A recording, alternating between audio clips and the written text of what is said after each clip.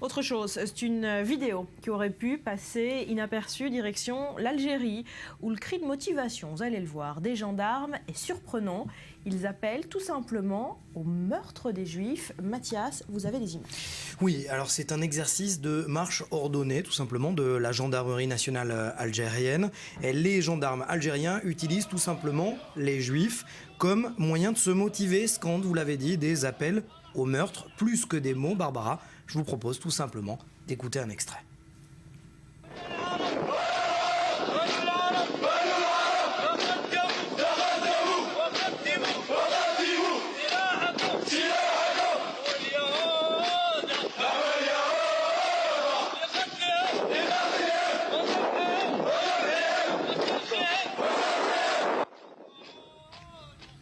De quand datent ces images ? Du 1er novembre 2015. Et non, hors antenne, Julien me demandait s'il s'agissait d'une blague. Non, ce n'est pas une blague, c'est très sérieux. Et c'était pour marquer la commémoration, la fête nationale commémorant la révolution algérienne. Et Barbara, eh bien, ce n'est pas d'Israël dont il est question, vous l'avez entendu, mais bien des Juifs dans leur ensemble, ce qui a passablement d'ailleurs irrité le journaliste et spécialiste de l'islam, Mohamed Sifawi, qui a immédiatement réagi sur sa page Facebook. Vous allez voir d'ailleurs son mot.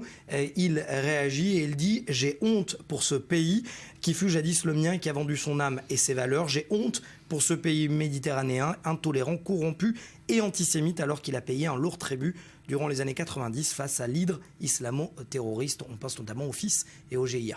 Alors l'histoire des Juifs d'Algérie est complexe, on va peut-être y revenir dans un instant. Autre signe, autre exemple de cette complexité, de cette difficulté de la cohabitation entre Juifs et musulmans dans le pays, avec une autre vidéo que vous avez trouvée. Oui, celle-là vient des réseaux sociaux, vous allez le voir. Une vidéo qui intervient 15 jours finalement avant la précédente, filmée par des jeunes youtubeurs qui se sont intéressés à la mise en scène, vous le voyez, filmée d'un juif dans les rues d'Algérie, d'Alger plus exactement, portant la kippa. Ce dernier demande l'adresse du cimetière juif de la ville.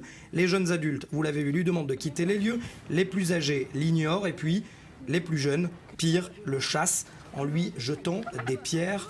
Un rappel d'histoire, vous l'avez dit, de la complexité entre juifs et arabes d'Algérie. Les juifs d'Algérie ont reçu la nationalité française après le décret Crémieux voté en 1870. Un sentiment de trahison est alors vécu par la communauté arabe. Des juifs ciblés, surtout chassés au cours de la guerre d'Algérie. Et cette question, sentiment nationaliste ou alors pur antisémitisme, la question reste toujours posée. Merci Mathias.